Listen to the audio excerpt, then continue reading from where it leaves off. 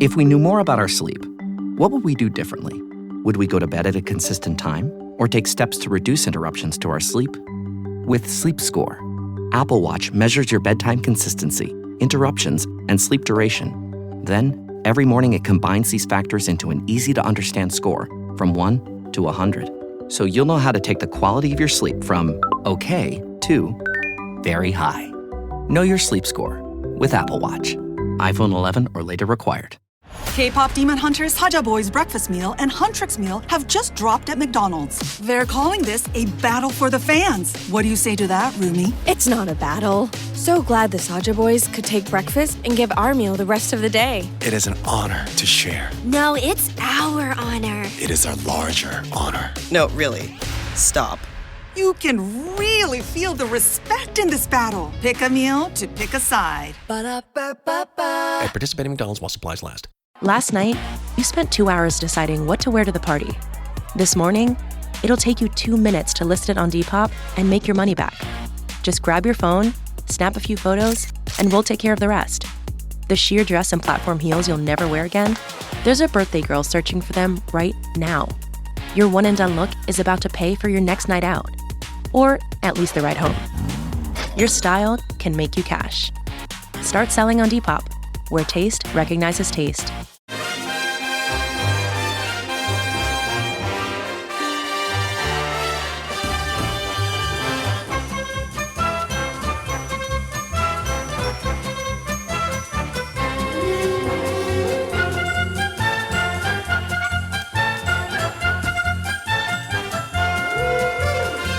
Hello everyone, I'm Chris Wynn and welcome to How We're the podcast. And after a glorious 3-week international break, where I didn't watch a second of international football because I just watched our win up the road on a loop, the lads returned to action in the Premier League with just 7 games remaining. And we sit 11th in the table and just 6 points behind 5th place Liverpool. And with the news that after Arsenal's win over Sporting, the Premier League has confirmed a 5th place in next season's Champions League. And there's also a scenario that 6th and 7th could qualify if the likes of Villa and Liverpool win the Europa League and Champions League. So things could potentially get exciting. But on the flip side, and as exciting a prospect as all that sounds, we're also aiming to halt a run of 3 successive defeats at home as we entertain crisis club Tottenham Hotspur. And to give us all the latest of what is happening at Spurs, we are very glad to have the company of someone who covers them for The Athletic, because we are delighted to have Elias Burke with us. Hello, Elias. Hi, Chris. How you doing? Yeah, I'm not too bad. I'm not too bad, mate. I mentioned the international break in there. I mean, how do you find those? Because usually I find them boring, if I'm honest. Yeah, to be honest, I'm kind of an England fan. I'm someone that watches all the England games, kind of even in between tournaments. But I'm never someone that kind of really I don't really watch England. I don't follow England as a fan really in terms of matches or following away whatnot. And I haven't really covered them actually in my career. But I still kind of watch them, and then this was a good international break, both kind of like generally, I guess, because obviously there was some qualifiers which were fun, and then also personally, I did a couple of games. So I went to Norway. I went to Oslo for Norway, Switzerland, which was a very forgettable game, apart from the fact that it was my first trip to Norway. 0-0, just completely terrible. And oddly, actually, South Korea versus Ivory Coast at Stadium MK in Milton Keynes, Nice. which is not one you'd ever expect to see in Milton Keynes, but it was a decent turnout, kind of with that in mind. But yeah, it's been okay. Still lots of Spurs stuff, and obviously lots of stories to come out from a Spurs perspective over that period. So it's been busy. Yeah. Well, actually, I'd recommend anyone go to Norway. I've done it twice. Absolutely fantastic place. I'd recommend that to anyone. But I think I saw your. Did you do a piece on? And I was scrolling the other day, but on Odegaard and Haaland, was that yours? Yeah. So it was basically coming off this. We're doing this big project for the World Cup, and we're speaking to fans of all the national teams. But naturally, as The Athletic, seen as we're one of the kind of few places that is sending journalists to all of these matches, we want to kind of show that we're there and covering these matches. So basically, it was like trying to find a story that would appeal to an international audience, a Premier League audience, And yeah, Haaland had obviously been on a bit of a barren run, and Odegaard had been injured, and it was, is there a bit of crisis in Norway after having such a fantastic qualifying campaign? I think they won every game and they scored 30 whatever goals. Mm. So yeah, did a piece on is there a crisis? Haaland's not scoring, blah blah blah, and obviously then he scores a hat trick on the weekend, which makes him look an idiot. But yeah, that was mine. Not overly proud of my conclusions in that one, but perhaps he saw it and got inspired. Who knows?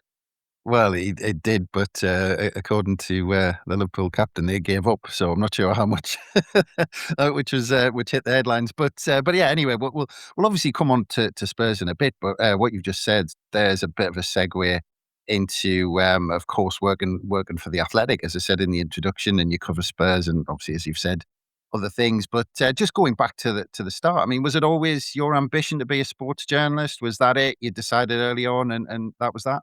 Yeah, it's a good question. I didn't kind of put myself into sports journalism from university or school or anything, but it was kind of something while I was at university I became more interested in. I've always been a huge reader of sports stuff, obviously a huge football fan growing up. Um, but kind of like trying to work out what I wanted to do my second and third years, started to learn a little bit more about the industry, operate my own blog, etc.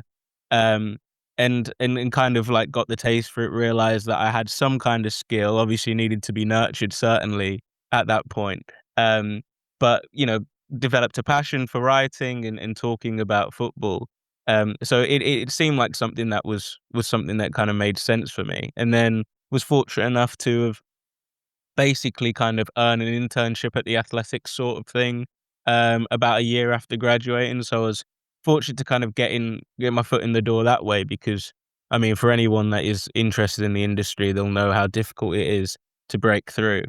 And then, clearly managed to impress. And then from that point, I think this would have been October 2021. So I've only been in the industry for about 4 or 5 years, so not very long. Um, I started covering Derby, which was a huge story at that time. It was in administration. Rooney was the manager, and it was like every day there was a huge story. So that certainly was a bit of a baptism of fire, really, in the industry. But I learned a lot for sure. And then covered West Brom, which is the team that I support, and then moved actually to America for a year to help with our coverage over there, and then from that point came back and have been covering Spurs now for about 18 months. So yeah, it's been a fantastic period at the Athletic, and it's, as I mentioned, it's one of the few places, fortunately for me as a journalist, that is really committed to trying to tell all kinds of stories. And being across all kinds of teams and national teams and stories from, the farthest reach of the world, really. So, it's a place full of opportunities and stuff. So, yeah, it's a good place to work. Yeah, it's really interesting. We've talked to a few journalists who now currently work for the Athletic, and they've maybe moved there from more, I suppose, mainstream, if you like. I don't know if that's a difference between the Athletic and I suppose your more traditional outlets, let's say. And the Athletic, of course, it kind of burst onto the scene with a completely different way of doing things. I mean, but that was a while ago now. Do you think the Athletic, does it still set itself apart a little bit from, that, like I said, those more traditional outlets, and the way it maybe gives writers a bit more freedom and, thinking about some of the things you've done over the last couple of weeks, let's say? Yeah, I'd like to think so. I mean, certainly for me, The Athletic, when it kind of emerged in 2019, was almost like a formative moment, really, for me in terms of getting into the industry. I mean, I was someone that would occasionally read The Guardian or sports papers at other newspapers, and, naturally, as any football fan does in this country, watch Sky Sports and BBC Sport, whatever else. But it was the coverage of my club at that time that made me think, "Oh, wow, this is really interesting. It's a place that is obviously investing and committing into covering everyone, really." Which, like, you wouldn't really get, like, a national coverage of West Brom as a fan at that time, so something that I really liked. But I think even now, obviously, we've kind of moved away a little bit from covering every team in such depth, but I still feel like we do a really good job of covering the Premier League as a whole, but then also international stuff. As I mentioned, I was in Norway. I was certainly the only English journalist at a friendly between Norway and Switzerland. One of my colleagues was in Uzbekistan to watch their qualifiers, and then all over the place really. So in terms of international coverage, and I think certainly since we've been bought by the New York Times and we've taken their sports pages, obviously this is a bit of a contentious issue because they had their sports pages originally, and it was a fantastic thing, and then we've kind of taken over that. But it means that we have a great deal of investment, and we're obviously going to be at the World Cup. And I'm one of 3 reporters that cover Spurs for The Athletic. Arsenal have 5 reporters, Liverpool have 4 reporters, Man United have 5 reporters. So we're certainly able to attack stories in a different way, and kind of really kind of own every moment. Whereas, if you're only one reporter covering the club, it certainly is the case for, Arsenal or Tottenham or Manchester United or other outlets. It can be difficult to be around everything. So I think in terms of the breadth of coverage and also what we're able to do from a podcasting point of view and from a video point of view, and obviously also our written stuff, which is our bread and butter, I feel like we're able to kind of bring it all around pretty nicely. Yeah. Well, I mean, you mentioned, of course, that you covered your club, who you grew up supporting, West Brom, but now you're covering Spurs. I mean, is that a thing where you talked about talking about being on a national level? I mean, was that just a step saying, that for your career you wanted to cover Spurs? And I ask this because obviously with quite a lot of journalists, they go, "Oh, I'm living the dream because I'm covering my team."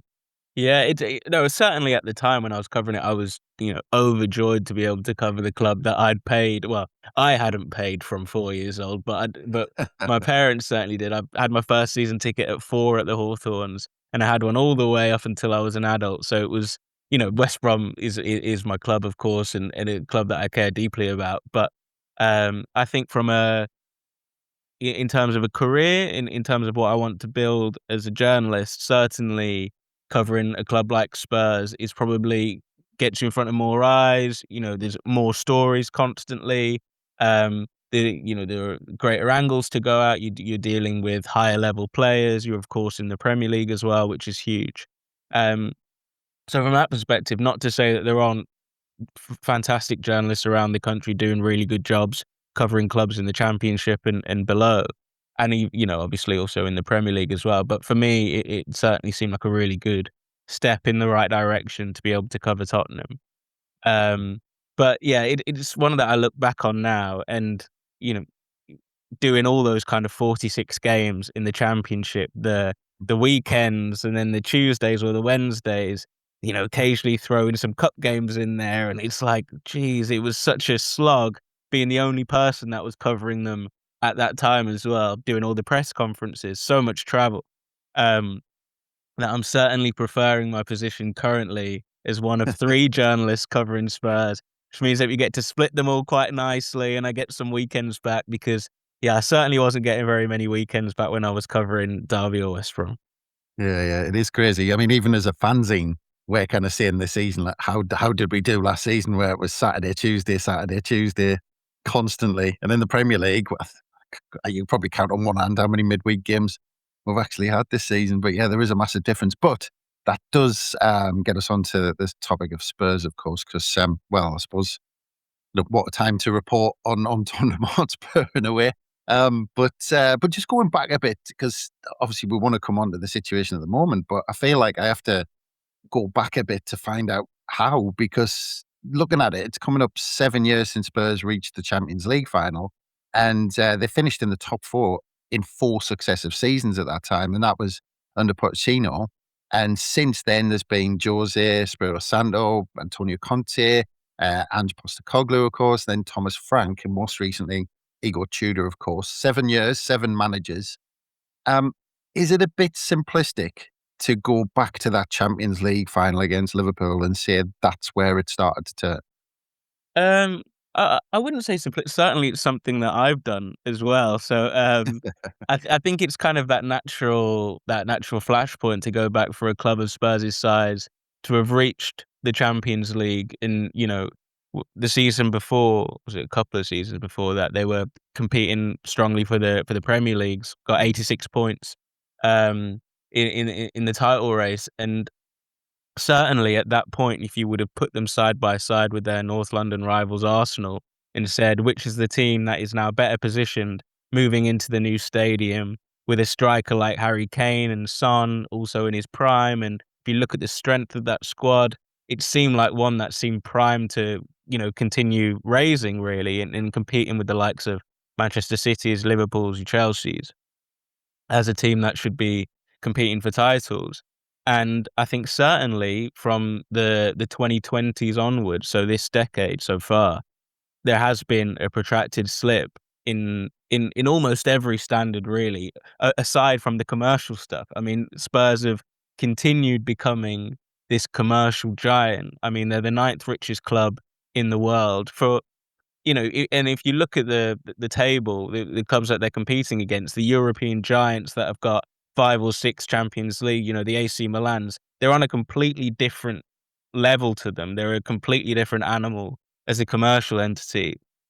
Their front of kit sponsor, which is ending at the end of next season, is worth reportedly north of £40 million per year. They have huge endorsement deals. They have a really big international fan base. I mean, I was in the States, as I mentioned, and Spurs, outside of kind of Liverpool, Manchester United, sorry, and Arsenal, are certainly the number 4 team when you speak about the fan base in the States. And then of course also then in the Southern Hemisphere as well, with Son in South Korea and in Australia and those kind of places.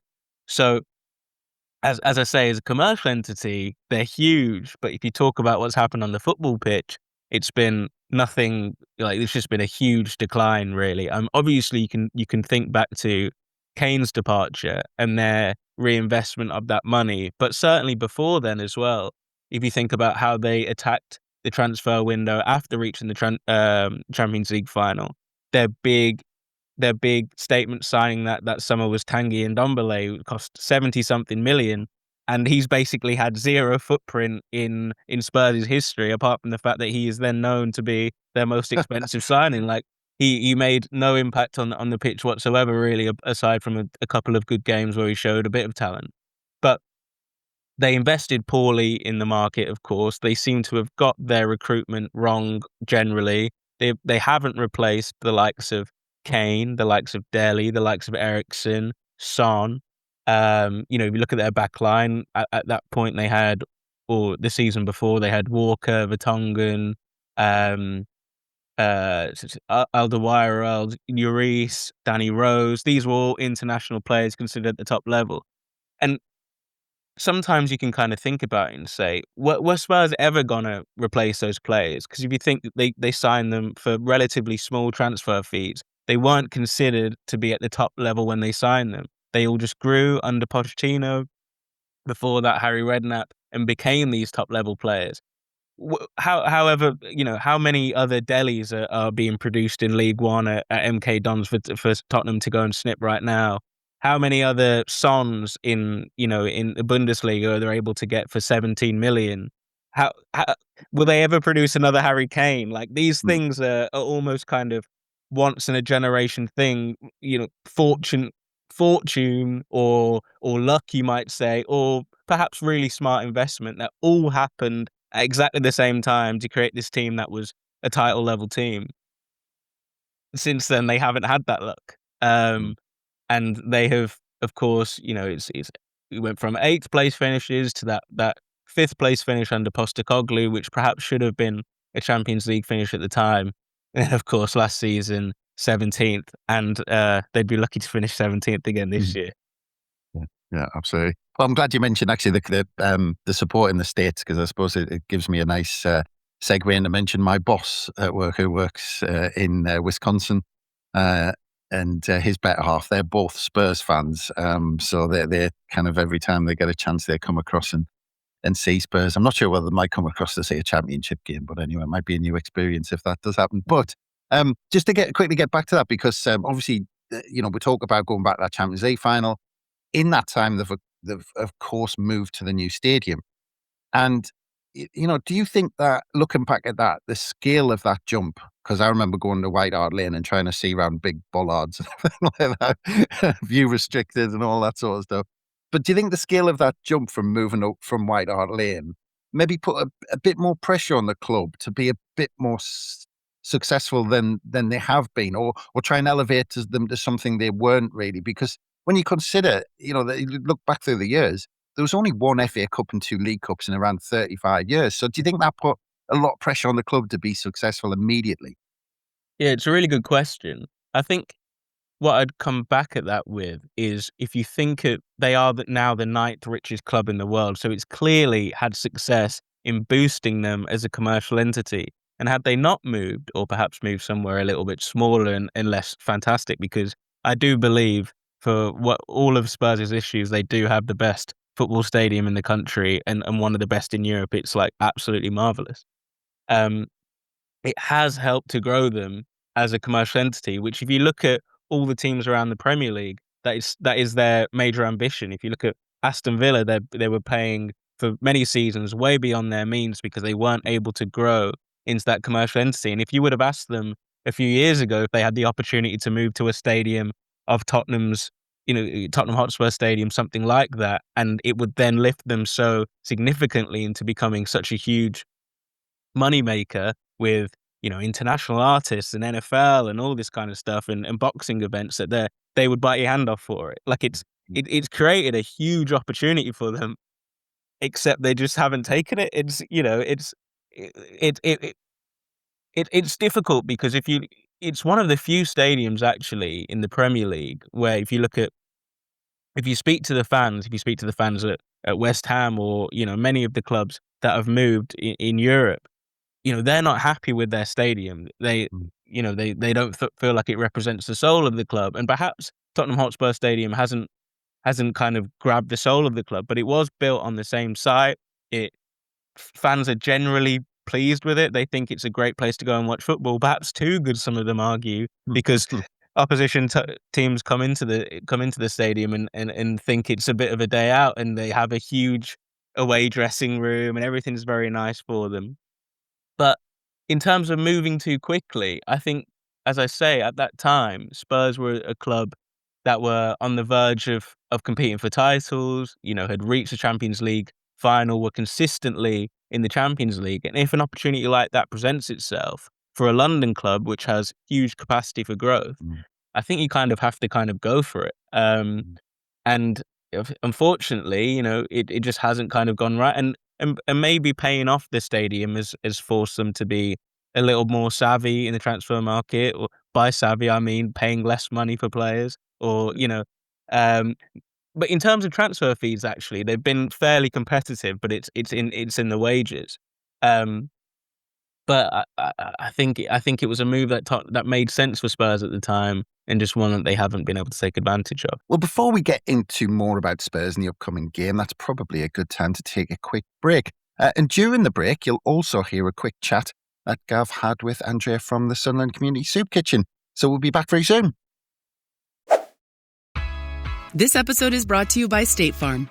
You know those friends who support your preference for podcasts over music on road trips? That's the energy State Farm brings to insurance. With over 19,000 local agents, they help you find the coverage that fits your needs, so you can spend less time worrying about insurance and more time enjoying the ride. Download the State Farm app or go online at statefarm.com. Like a good neighbor, State Farm is there.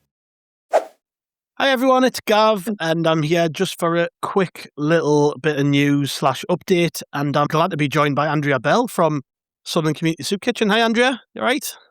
Hi, how you doing? Yeah, it's been a while, hasn't it? Yes, to be honest, I just think everybody's so busy trying to get through what's happening in the world, isn't it, and survive. So, yeah, we're all just dead busy, Pet. Indeed. And you're on today just to give people a bit of news about what's going on before the game and something they can get involved in, right? I mean, people might be aware of this, but in the past, you've done food drives outside the ground, and you're going to have another one before the Spurs game. We are, yes. Sunday, we're there from 12 noon till kick-off at 2. We've got Davy, our horse box, there as usual, parked next to the Bobby Stokoe statue. Yeah. So you'll have our lovely team there ready to greet you. But it's again long life food items that we can add to our Macca meal service. So tinned chilies, tinned curries, any packet foods, And again, we're a little bit short of small cartons of fruit juice and small bottles of water. If anybody could help us, we just would really appreciate your help. Yeah, and people can just bring it along in a carrier bag, or if they can just stick a couple of tins in their pocket before they leave the house and drop that off by the Stokoe statue, where they'll see your resplendent Davy the horse box, which there's no chance of people missing that, is there? Davy, our top boy. Now he's a top boy horse box, but yeah, we'll be there. The team will be there. And again, just it really, really does support the work that we do. It just fills the cupboards with the supporters' help. So we'll see you there. Any problems? I mean, we're advertising. We've got posters out everywhere. SAFC are advertising it yourselves, Roker Report. So hopefully we'll get a lot of people turning up with some really valuable food items for our services. Yeah, and just kind of as a reminder to people of what this does and where it goes and how far it stretches. I mean, we are literally talking about putting food in the mouths of local people, right? People who live local to the area, to Sunderland, who are in need, and that it's a great cause. Obviously, everyone knows what you do, but this is a fantastic cause, and people will be full of the knowledge that they're helping out a really worthwhile cause, I guess. Well, this part, obviously, we've got a budgeting scheme where people pay £12 for 12 meals, which is a main and a dessert for £1. But the Macca meal service that people are helping us with, that's free. That's just part of what people get alongside this scheme. As I say, we're just trying to get people to budget on living and not lifestyle. So it's been a great, it's very dignified. It's been a great service. But the Macca meal service is actually free of charge. So again, all the food that you give us does get to people who need it, and it is still completely free of charge. And there might be people listening as well who could actually use some help, right? So, if anybody would like to learn more about the Macca meal service, about what the Soup Kitchen do, where would you signpost them off to? To be honest with you, I would maybe drop us a message to our Facebook page.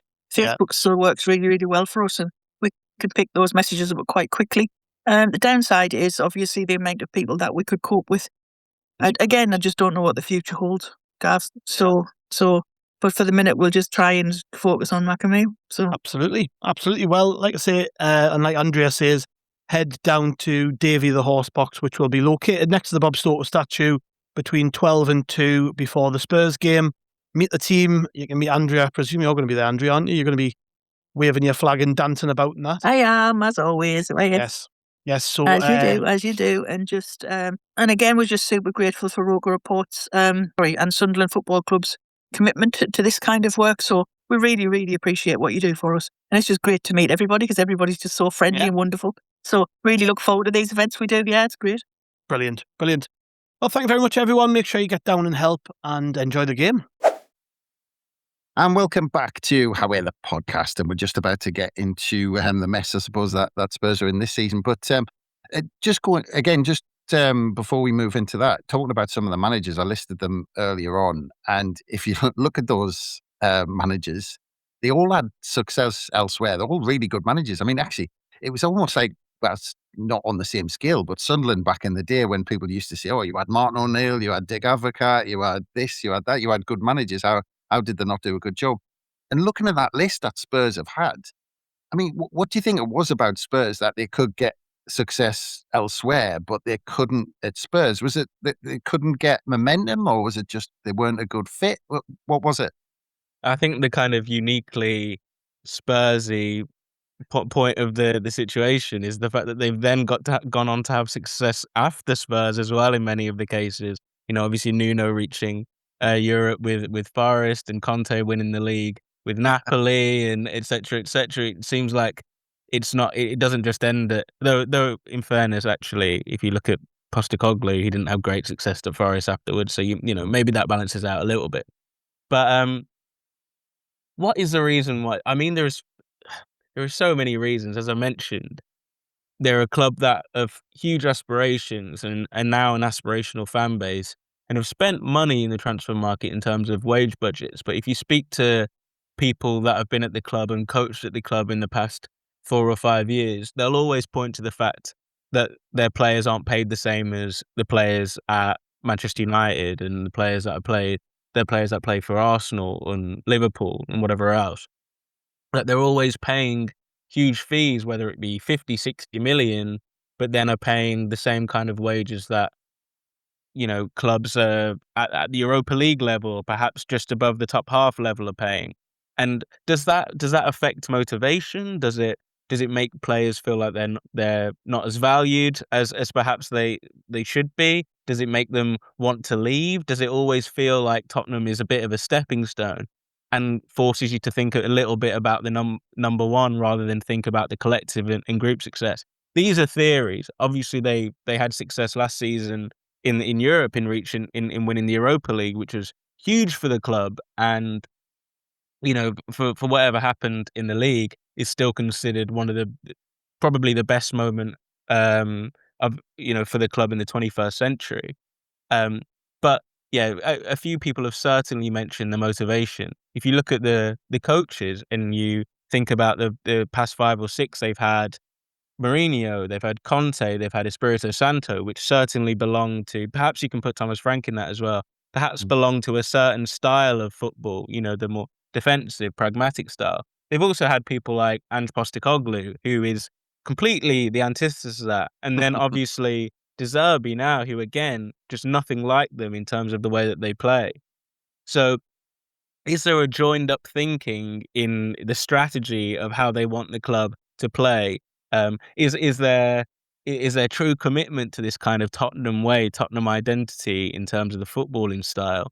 Does that have some kind of effect when you think about recruiting players? If you're recruiting players for Conte or Mourinho, probably isn't the right kind of player for the likes of Postecoglou or De Zerbi. If you think back to January, even a player like Conor Gallagher, who was a player signed for Thomas Frank, essentially, and a player that was certainly from what he said publicly, a player that was like interested by the club and had a good conversation with Thomas Frank, which led him to sign him for Spurs. Within a month or something, or a month and a half, however long it was, he was gone, and it was Tudor who came in, who basically didn't play Conor Gallagher at all. Sorry. So that the lack of joined up thinking in terms of style and footballing philosophy is probably one of those as well. But then again, like you can say all these things, but you could probably pick errors in almost every Premier League club in the way that they've operated, or things that don't represent joined up thinking in the past 5, 6, 7 years. Football changes within a month or 2 months in the Premier League. Within 6 months, a team can go from being one of the a team that people think they're going to win the Premier League to a team that is in crisis mode. That's just how football goes, and the Premier League goes, certainly. So I think it can sometimes be a bit of a challenge to think about a football club in such long-term parameters. Essentially, if a manager has success, he can think a little bit about the long term, but as soon as things start to go poorly, as evidenced by someone like Pochettino, who brought Spurs greater success in the league that they'd had in pretty much all of the 21st century, and then had a poor run to start the season following reaching the Champions League final, and was sacked within a few months. So there's all kinds of reasons that Spurs fans and commenters and pundits speak about, but at the end of the day, the football and the injury crisis, certainly, which has impacted this season and last, has just not been up to standard, and has obviously led to what is a kind of historic collapse for a club of Tottenham's size. Yeah, well, I mean, just the last one on maybe how they got there, but I thought, you kind of touched on it there a little bit, because I thought it was absolutely fascinating to listen to Ange Postecoglou when he was on the overlap, because they managed to time it exactly, I think, the day that Thomas Frank got sacked, so they could talk to him about the situation. It's remarkable. Yeah, it was bizarre, but it ended up being a fascinating interview with him. Yeah. And you got a bit of insight that I don't think you would have gotten if Thomas Frank hadn't have been sacked that day. But it was really interesting listening to him, because he was talking about the ambition by, trying to push the club and buying the players, stretching the wages. But it seems like, and now I'm kind of, partly being a little bit smug because I'm looking at Sunderland's business, but it feels like at the level that they were at, they didn't seem to be smart with the players they were buying at the level that they were going for. And again, I look at the Siddiquis that Sunderland have bought, and the Alderetes were, two of those were 30 million, the both of them. And I feel like, stick them in the Spurs side, they would do a great job. So it just doesn't seem like for a long time in the transfer windows. And, although the promoted sides have been relegated, for the last couple of years, it seems like a few clubs have just kind of rested on their laurels and thought, oh, well, we'll be fine. But it just doesn't really feel like at the level they were at, even though Postecoglou wanted to push it, they were being clever at those 20 million signings, the 30 million signings. Didn't seem to get those right. Yeah, I certainly agree with that. If you think about, if you think about how Spurs have recruited within that bracket, typically they haven't been great successes. Archie Gray's come on hugely this season. Has been playing really well for Spurs. Wilson Odobert had a bit of a period. He was signed for a similar fee. Matisse Tel, again, all very young players that were signed as teenagers. But if you think about the players that are maybe 10 years older, they haven't really recruited very well in that, I suppose, kind of squad player bracket for a club like Spurs. If you're not thinking about the superstars at 60, 70, 80 million, you're thinking about players that can build out the squad and come in if a player has an injury, which is certainly, as I mentioned, going back to that interview in particular, Postecoglou speaks about wanting to recruit the likes of Semenyo, Gay, I think was mentioned, and Mbumo, which were all like aspirational targets, and perhaps players that didn't really kind of emerge as viable options really until the season after he left. So I think Postecoglou is very, very skilled at telling a really good story about how he how he would have changed everything. And I think certainly the way that he talks about the Europa League, though absolutely you've got to give him credit for what he did in that season, and also, in fairness, the season before in turning a team that had just lost Harry Kane into a team that was probably Champions League worthy. Like fair, absolute fair, all the credit in the world for that. But he speaks about Mbumo, who by the time he left Brentford was probably never going to go to Spurs when United were interested. Perhaps he would have. Certainly Gay he wouldn't, who was linked to the likes of Liverpool and then moved to Man City. Semenyo was perhaps a target last summer, but the season before wouldn't have been, it would have been really, really smart business to have signed Semenyo for 50, 60 million after he properly kind of exploded onto the scene in the way that he did that season. So I think he's picked his players there quite smartly in terms of the names that he's spoken about. But again, if it is absolutely accurate that they were players that he was pushing for at the time, maybe 2 or 3 years ago, then fair play, because they're players that would have been available at that kind of price range that you speak about there, perhaps 30 to 40 million, and in theory could have went on to have great success at Spurs. So in terms of recruitment, it hasn't been fantastic. But again, I'd point to the fact that if you look at Spurs' injury crisis this season, they've missed James Maddison, who was signed for. I don't want to kind of jump too far ahead of the points, but James Maddison, who was signed for the similar kind of price there. Kulusevski, who was signed for a similar kind of price there. Destiny Udogie, who was signed for, I think, 20 million or something like that, who's been really good for Spurs in moments, has been injured for most of the season. So they've. I think you kind of can't really analyze this season and last season as well, in fairness, without thinking about the injury crisis that has been very real for Spurs. Yeah. You were talking about the PR from managers. I think they've got that down to a fine art, haven't they? After they get sacked and picking and choosing their battles after that. But yeah, we'll get on to this season, because looking at the appointment of Thomas Frank, I actually, I was saying kind of openly, I thought that was a really good appointment at the time. They backed him by spending around 200 million, I think, in the summer. And then if you look at the start of the season, Spurs lost just one of the first 7, which meant they were third in the table. Just 2 points behind leaders Liverpool at that point. But then, just 3 wins in 19 games after that. So what went so wrong for Thomas Frank after that start? It's remarkable, isn't it? I mean, they beat Man City away on the second game of the season rather, and looked excellent, to be honest. They completely stifled City.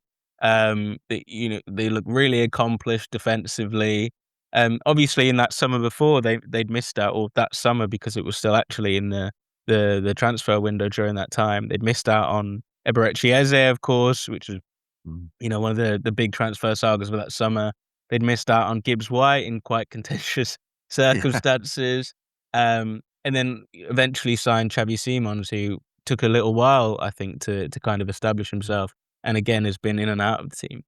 But if you think about that team to start the season off, it was one that was kind of built on defensive and pragmatic principles, and a team that was focused on playing without the ball, which even at that time was, even if they were winning, so they won their first game of the season, won the second game, um, Spurs fans weren't entirely pleased with, because that's not the way that Postecoglou had played at his best. It's not the Tottenham way again to play this kind of style. So while the results were fantastic, even up to that kind of seven games into the Premier League season, they they were kind of a little bit sad they hadn't entirely warmed to Thomas Frank. But then again, speaking about the injury crisis, so many injuries to forward players. So Solanke didn't return up until January, so they were without their starting striker for the first half of the season. Richarlison was injured for periods. Palhinha missed time. Bentancur missed time. Kudus, again, this is after that point, has missed all of 2026, basically. There have been so many injuries to top players that had an influential impact in that first little period. But in terms of, if you kind of like zero it down to that period at the start of the season and what really kind of went wrong after that point, I think I would say perhaps there was frustration that started to boil over from the fans, and certainly the players could feel that as well. And it seemed like there was a really strong disconnect between the club and the fans that certainly played out on the pitch. I think they didn't recruit well enough in January, obviously a little bit after that point. So there's been all sorts of issues, but you can't really even in kind of taking in their inactivity in January, their injury crisis, I suppose like the lowered confidence that you naturally get when you're not winning games. You can't really account for such a huge drop off without like really kind of understanding what is happening on a day-to-day basis, because it is quite remarkable. They were pretty good to start the season off with, and then from that point have just been the worst team in the Premier League. It's remarkable. Yeah, well, I usually mock when people say the West Ham way, so I'm not letting you get away with saying the Spurs way, by the way. I don't think they've played like that since Hoddle was there. Maybe Gascoigne and Lineker had a push. But anyway, but actually, you did mention January, because from a fan's perspective, because if you look at the last time Spurs collected 3 points, that was against Crystal Palace, 28th of December, 13 games ago. But looking at the table, they were 11th in the table at that point. The last time they won a game, they were 12 points above the drop, just 4 points behind Chelsea, who were 5th at that point. I mean, from a fan's perspective, that was going into the January transfer window, just 4 points behind Chelsea, who were in 5th at that time when they'd beaten Crystal Palace away from home. It must feel to Spurs fans like they've just slowly sleptwalked into this position they're in now without even realising, because, as you said, nothing was done in January. So it's actually quite interesting, because I think if you were to ask Spurs fans at that time, so perhaps after the Sunderland game, so the Sunderland game at home, of course, was a game that I think was instructive in terms of how Spurs would kind of end the end of the season. So they started that match actually pretty well. They went 1-0 up. That game should have been over by half time. Exactly, nowhere near that game. And it's a game that I think about all the time. It's like, how did Spurs not win that match? First half were fantastic, probably the best that they'd played in a little while.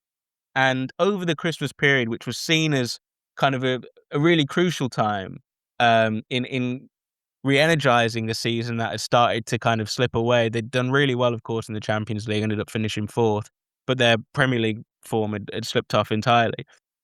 So they beat Crystal Palace on, was it the 27th of December? 28th, yeah. 28th of December. And then they drew away at Brentford, which was one of the worst games I've ever seen. It's absolutely terrible. Worse than Norway, Switzerland, actually. Good way to start the year, was it? Yeah. And then there was that game against Sunderland. If they would have came out of that period against teams that were certainly kind of around them in the table, if not kind of slightly beneath them, they'd walk away with 7 points and be feeling a lot better about themselves. And then that game, when they collapsed entirely in the second half and allowed Sunderland to take the game to them completely, I think that almost kind of set the tone. And then Kudus got injured, I think in that game. Bentancur got injured. Later that month, Odebear got injured.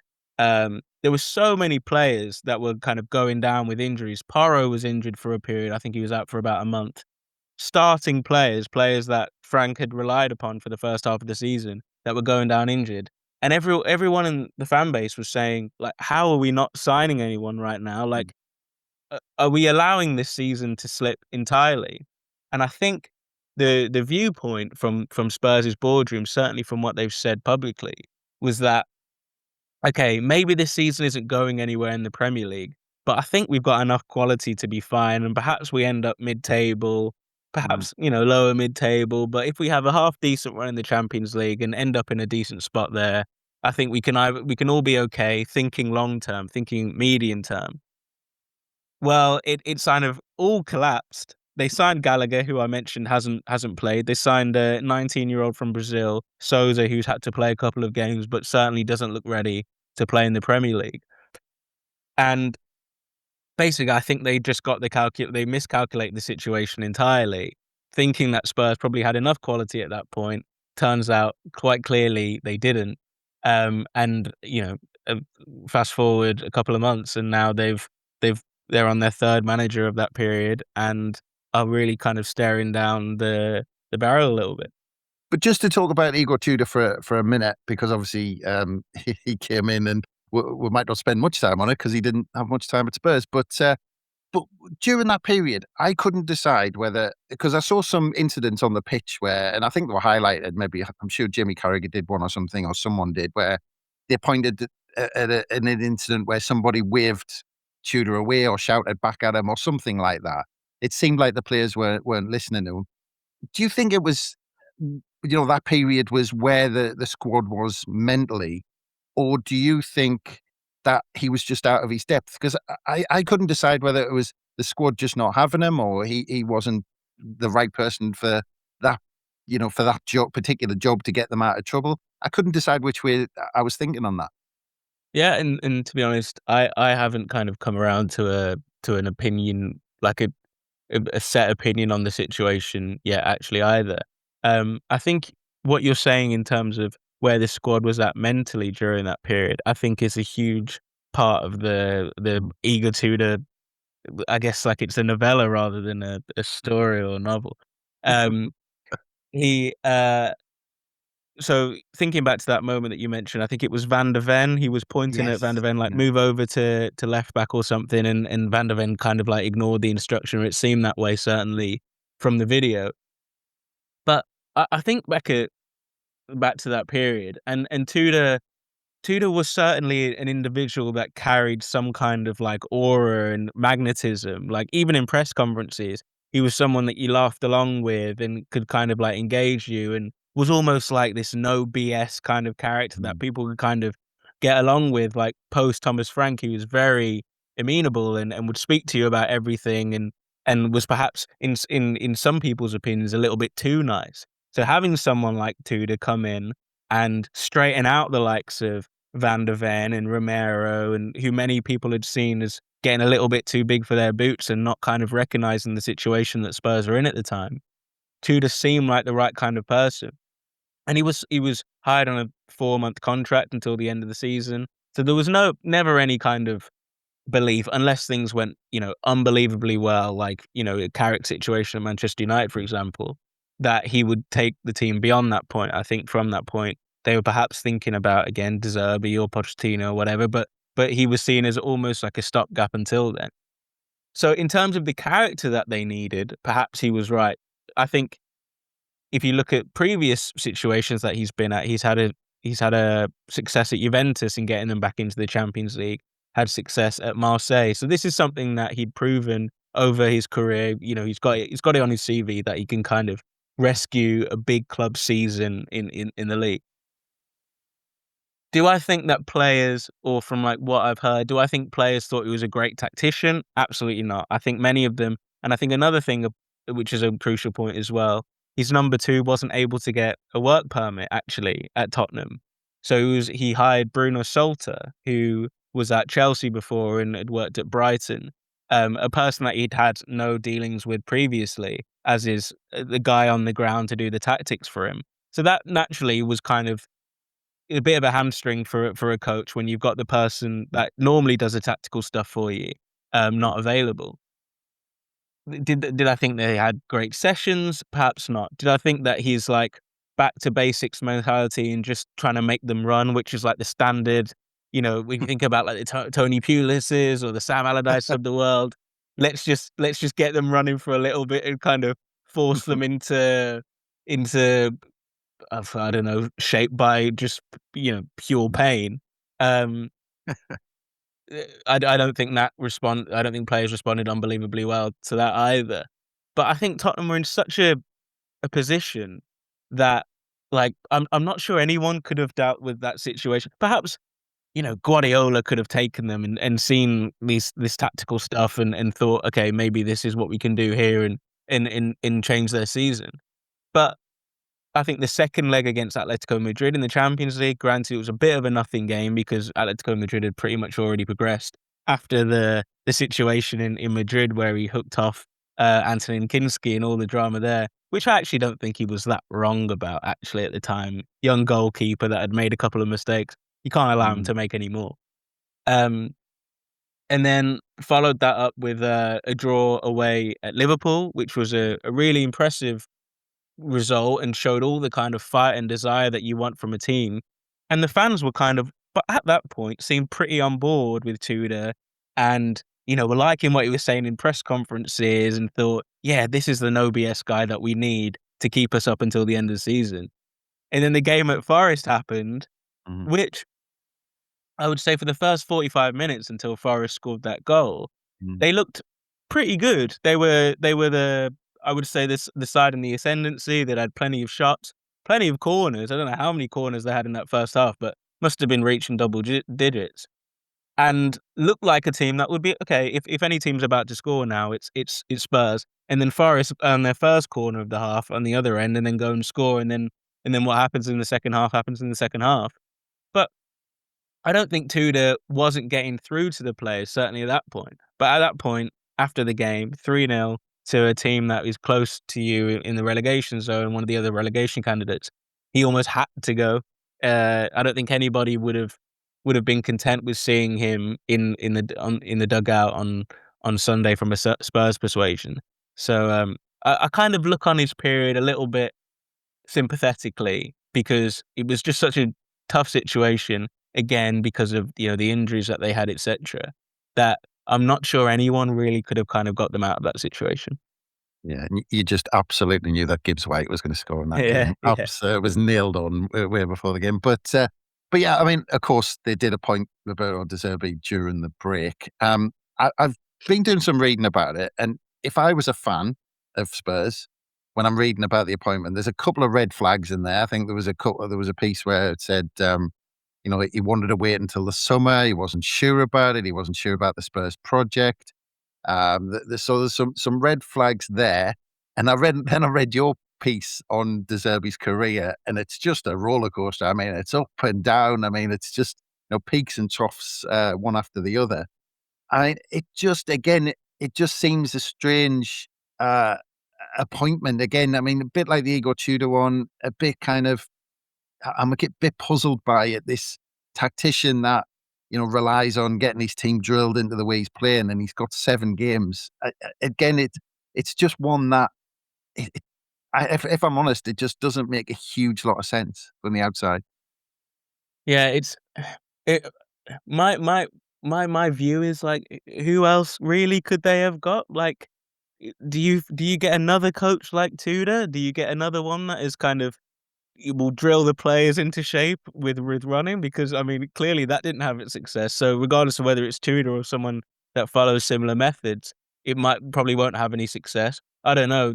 Football is just like, it's so fickle at times. Like, they win a game, they beat Forest in that game, And they put one of those corners in the goal and end up winning the game 2-1 or something. And Spurs is a completely different environment to what it is now. It's just obviously it changes on moments all the time. But I think in terms of a coach that they might need, certainly on the market right now, that would you could kind of think about going to Spurs. They're obviously not going to be able to hire the likes of Xabi Alonso and whatnot, or Klopp, for example. De Zerbi certainly has the coaching chops, as I mentioned in that piece that you referenced. Guardiola calls him one of the best footballing minds of the past 20 years. If you look at the teams that he's coached in the past kind of 2 or 3 years, you think about Brighton, we were excellent in their first season under Zerbi, completely changed the way that they played, were one of the most attractive teams in the Premier League to watch, played a really kind of expansive, front-footed, absolutely everything that you want to see from a football team they had. And then first season at Marseille as well, second place finish. But you're absolutely right to say that it always ends in a disaster, really, with De Zerbi. But if you get that first period from De Zerbi, then I think you're more than happy as a Spurs fan. As long as he keeps you in the Premier League, you're delighted. But he's never had to take a job like this before, which is a question. And can he completely overhaul the way that Spurs want to play in 7 games and 5 or 6 weeks of training? Like, who knows? Like, there is no evidence to suggest that he can do it. And I think he's kind of alluded to that fact as well with his first interview with the club website, where he said, basically, to paraphrase, that this is not an opportunity for me to kind of show my coaching chops, and we need to sort out the team's mentality. We need to sort out the way that they're playing from a kind of organizational, structural point of view. And certainly he's got the tactical mind to be able to do that. I don't think anybody would question. But from a long-term perspective, who cares really if he keeps Spurs in the Premier League, apart from the fact that they're paying him loads of money and will have to pay him loads of money for a long time. So you might ruin them that way, but as long as he keeps them in the Premier League, he's going to save them a significant amount of money. So I don't think they'll mind too much. Yeah, that's it. And there's only football can throw these things up. His first home game after Sunderland is, of course, against Brighton, which always seems to happen in football. But yeah, just on this, you did talk about that in terms of turning things around and the time he's got and all this. Well, his first game comes days after his appointment. There's players on international duty. He's got players injured. I mean, it's almost in some ways. I mean, it might not turn out this way, but there's so much emphasis on the momentum when you're down there and you've got 7 games. I mean, it's almost this one against Sunderland feels like, to get the momentum, to get it right in the other ones. If he starts off with a defeat in this one, then it's surely going to be a huge blow. I mean, the emphasis is on this one to then follow through to the other 6, isn't it? Yeah, so I was speaking to a sports psychologist actually a couple of days ago, and he was talking about the kind of cup final mentality that clubs near the bottom always are told to have, or always believe that they should have. Managers always speak about, we've got 6 cup finals, we've got 7 cup finals. This is like, in a sports psychologist point of view, or at least this one, this is completely the wrong way to think about things. Like, you can't put so much emphasis on a single game, unless maybe, it's a Champions League final, everyone's in really great spirits, because it creates fear around the game. It creates anxiety, stress for the players, stress for the coaches, stress for the fans, and that obviously all seeps out onto the pitch. And if it goes well, then fantastic, and you can kind of use it, I suppose, as momentum. But if it doesn't, then it's catastrophe, and you have to sack the manager, and everything's a disaster. So if you can kind of build, he talks about it as if so it's 1-day contracts. If you can, as a group, able to kind of collectively and also individually think, okay, if I need to devote all my energy to getting my principles right and working as hard as I can today, which sets me up for tomorrow, which sets me up for the day after. And if I continue following these principles, and if the unit continues following these principles, the result and the outcome will take care of itself. So you can't think, okay, we've got 5 days until the game, and the game is everything. The game is life or death for us. It's the game is part of that process. It's very growth mindset and blah blah blah, and you probably see it in some in a self-improvement book or whatever. There's a But thesis on it somewhere, isn't there? yeah, exactly. Yeah, but in fairness, this guy's worked in Team GB and Premier League clubs, and he says that having this kind of mindset almost always successful.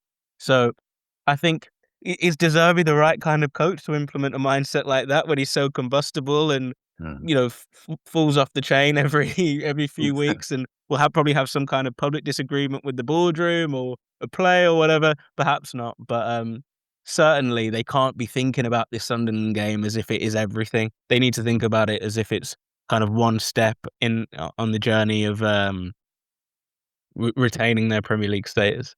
Yeah. Well, I mean, just quickly on the team news, because you mentioned obviously and there's been headlines that Spurs have been hit with injury. So what's the status with the squad he's got to pick from this weekend? So it should be stronger, certainly than any coach has had in the past few months.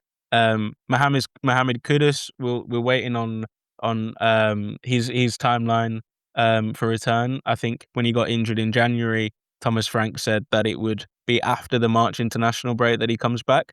So he could, in theory, be back on the weekend. But let's see if there's any setbacks and stuff. I'll find more about that in De Zerbi's first press conference on Friday.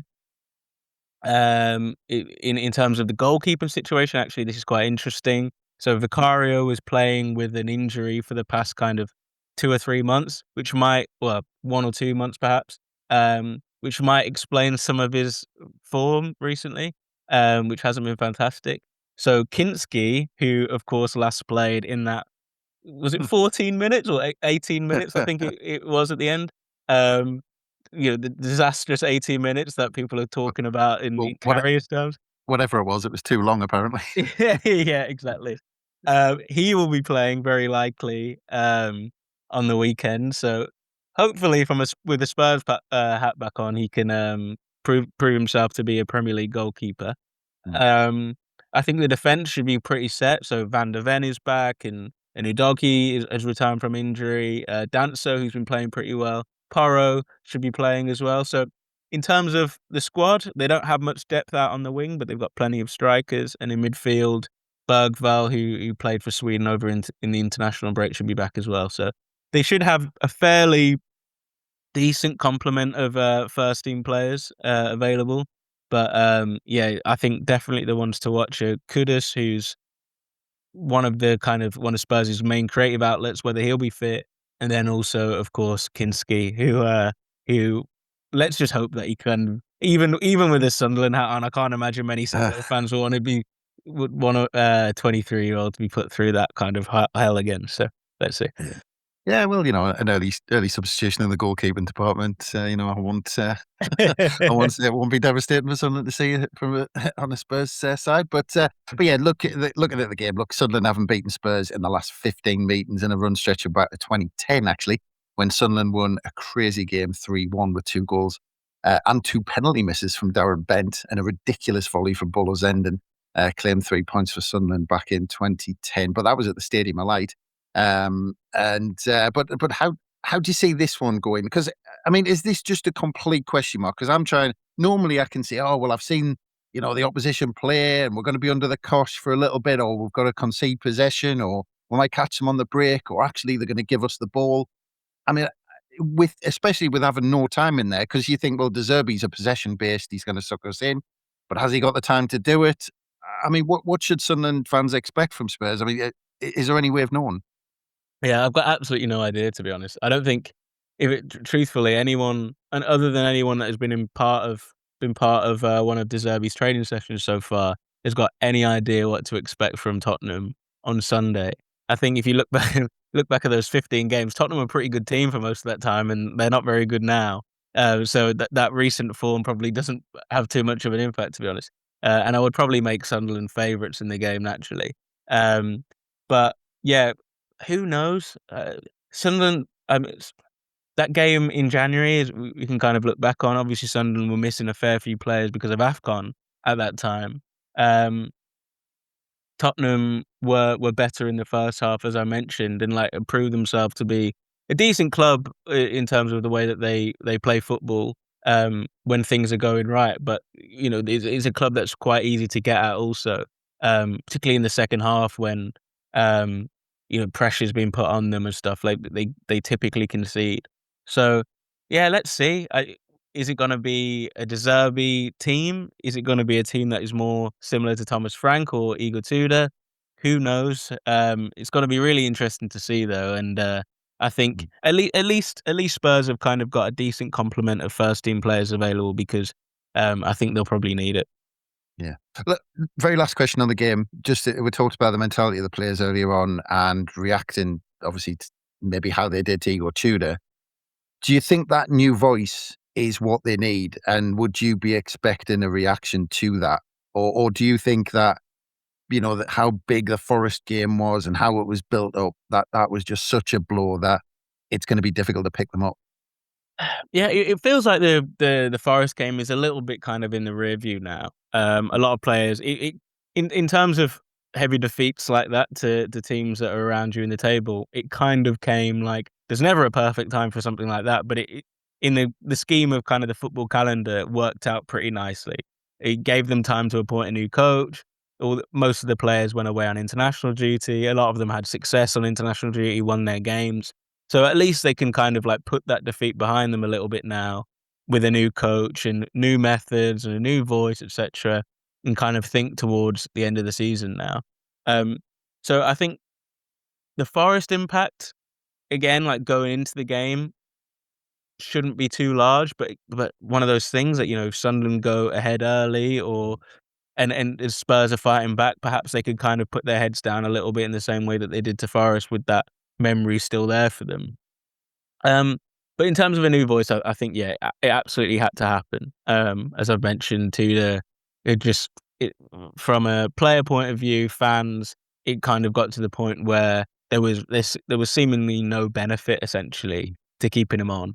And De Zerbi, as we mentioned, at least kind of carries the cachet with a lot of players as well, I presume, of being someone who's really highly rated as a coach.